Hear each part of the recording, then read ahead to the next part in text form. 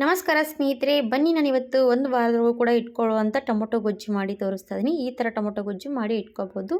ಹಾಗಾದರೆ ಮಾಡುವಂಥ ವಿಧಾನ ಕೂಡ ನೋಡಿಬಿಡಿ.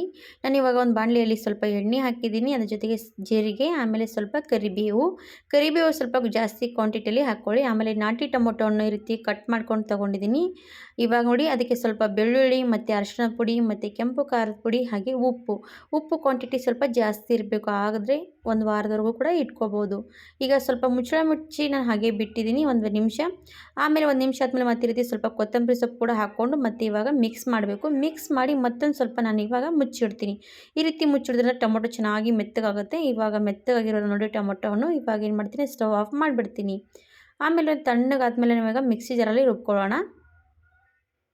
ಇವಾಗ ನೋಡಿ ಮಿಕ್ಸಿ ಜಾರಲ್ಲಿ ನಾನು ಪೂರ್ತಿ ರುಬ್ಕೊಂಡು ಬಂದೆ.